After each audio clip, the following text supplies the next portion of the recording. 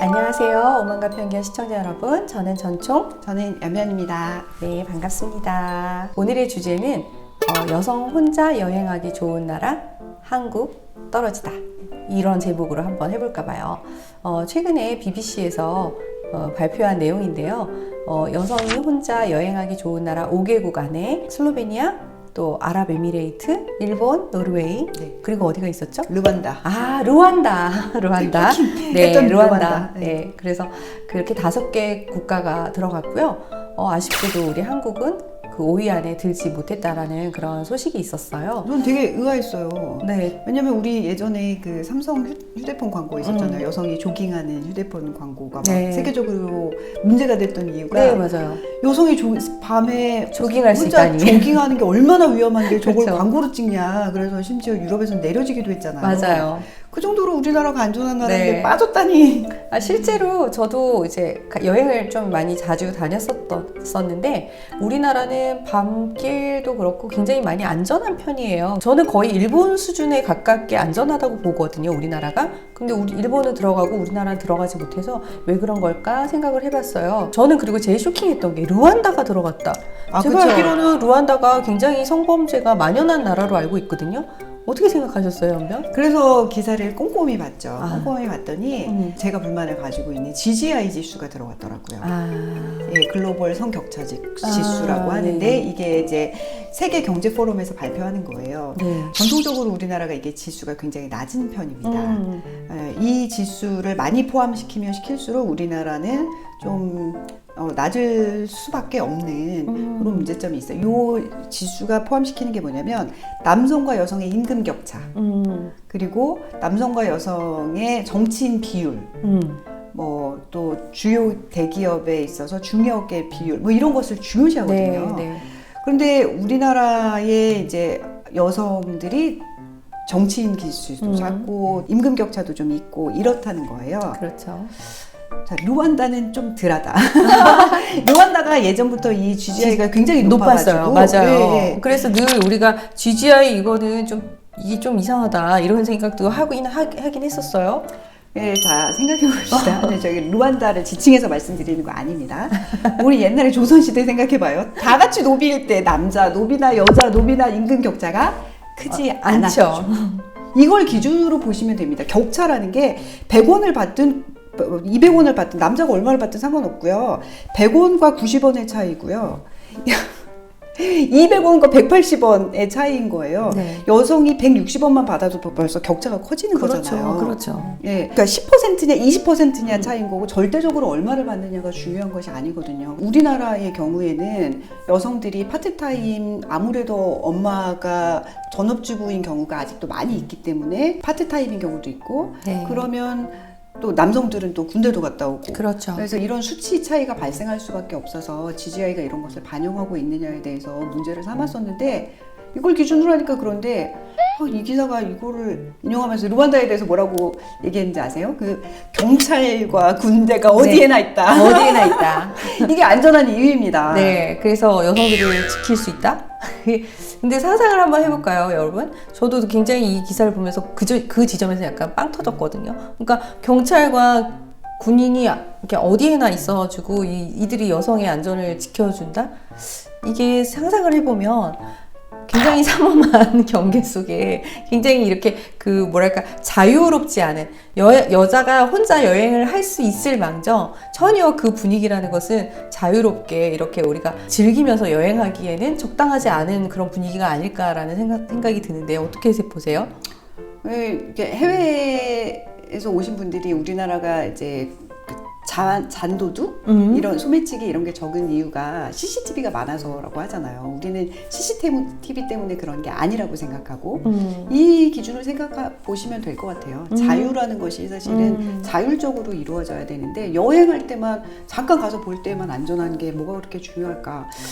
기준 자체가 사실 마음에 안 든다는 생각이 있었고요. 네, 이 GGI 숫자는 늘 이제 어떻게 보면 페미니즘을 굉장히 강력하게 이제 주장하시는 분들이 우리나라는 여전히 성 불평등이 너무나 심각하다라고 할 때 제시하는 그 지수거든요.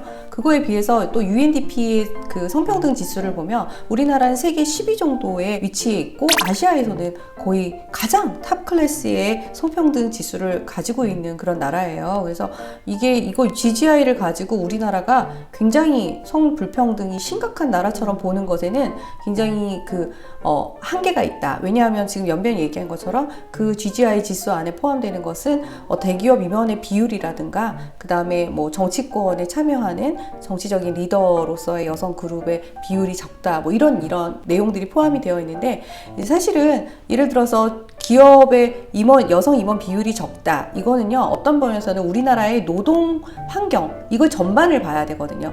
남성들도 노동이 굉장히 강한 편에 속하는 나라가 우리나라거든요. 인터넷을 사용한 온라인 플랫폼들도 굉장히 다양하고 우리가 재택 근무할 수 있는 여건들 굉장히 좋아졌지만 우리나라는 아직까지도 이 재택 근무보다는 현장 근무를 더 중요하게 생각하고 굉장히 집중되어 있는 그런 노동 환경을 가지고 있어요. 그렇기 때문에 유연한 근무라든지 아니면 이 노동의 어떤 그 여러 가지 질적인 변화와 같이 생각할 수 있는 것이지, 그래서 여성 할당제 뭐 이런 것까지 정말 기업에 적용하려는 이런 무리한 시도를 하잖아요. 근데 그게 결코 어떤 기업의 활성화나 중요한 의사결정권에 여성이 들어가는 것에 이 획일적으로 할 수 없다라는 부분들이 있다는 거를 여러분들도 좀 이해를 하시면 좋을 것 같아요.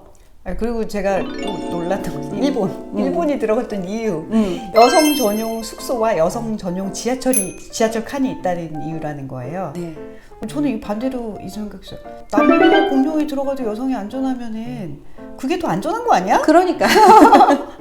그렇죠. 저도 그렇게 생각해요. 네. 근데 여성들이 다른 해외에 계신 분들이 워낙 남성을 믿을 수 없기 때문에 여성 전용이어야 안심을 할 수 있다, 이런 전제가 좀 깔려 있는 것 같아서 좀 아쉬웠다. 네, 많이 아쉽습니다. 네, 이런 말씀을 드립니다. 계속 말씀드리지만 전업주부 여성이나 스스로 원해서 경력을 중단한 여성들에 대한 배려가 없는 이런 지수나 네. 판단을 기준으로 마치 우리나라가 굉장히 양성이 불평등한 나라인 것처럼 자꾸 스스로 폄훼하는 일들이 이제 좀 그만 멈춰졌으면 네, 좋겠다. 네. 맞아요. 이런 바람인데 자꾸 언론이 이런 걸 부추긴다, 이런 뉴스를 가지고 와서 이걸 오히려 비판해야 될 마당에 자꾸 펌프질해가지고 우리나라가 정치인들이나 경제인에 있어서 여성의 참여 비율이 너무 낮은 것이 문제다.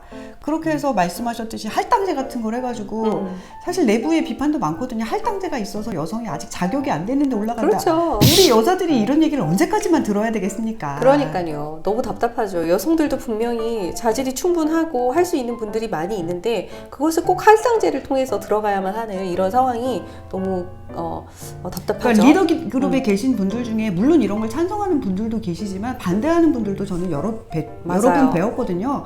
나는 내가 분명히 경쟁을 통해서 이 자리에 와 있다고 생각하는데 엄청난 노력을 통해서 그 자리에 사람들의 갔는데 시선이 너 여자니까 거기 가 있잖아 라고 말씀들 하시는데, 그렇게 가부장적인 문화 하에서 내가 가정을 다 챙겨가면서 이 자리에 올라오기까지 나의 피땀 어린 노력이 너무 폄훼된다 라고 하시는 분들 계신데 우리가 이런 뉴스를 언제까지 봐야 될지 너무 아쉬워요. 그러니까요. 그리고 진짜 뭐 예를 들어서 경력 단절이나 내가 스스로 그냥 자발적으로 나는 그냥 전업주부를 선택한 경우, 이런 분들이 잘못된 선택을 한 건가요? 아니잖아요. 그들의 삶도 존중받아야 되는 거거든요. 제가 최근에 이제 어떤 인터뷰를 봤냐면 이효령 교수님, 작고하신 이효령 교수님 사모님께서도 교수님이세요, 유명하신.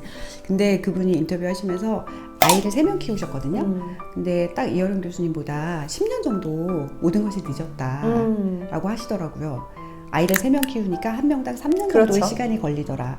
그런데 그 시간이 너무 행복하고 좋았고 10년 늦었지만 내가 활동하는데 아무런 지장이 없었고 맞아요. 그 이후의 삶이 그 전의 삶이나 크게 다르지 않았고 더 많이 행복한 시간이었다라고 인터뷰하시는 거 보면서 되게 감동을 받았거든요.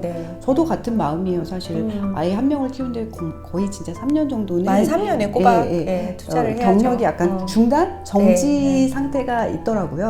근데 그 시간 동안 사실 시각이 굉장히 넓어졌고 힘들긴 했지만, 그리고 더 많은 사랑을 알았고, 그래서 인류애? 라는 세상에 대한 여러 가지 시각이 바뀌는 경험이 있었거든요. 그래서 이런 양육이나 경력 단절에 대한 우리의 시각이 바뀌는 시간이 맞아요. 좀 있었으면 좋겠다. 그래서 저희가 늘 이야기하는 것이 여성들이 선택하는 모든 삶이 가치가 있고 모두가 모두 존중받는 것, 이것이 참된 양성평등이 아닐까, 그리고 여성을 존중하는 사회가 아닐까, 이런 생각을 해봅니다. 네, 오늘 여기까지 오만과 편견 시청해주신 여러분 감사합니다.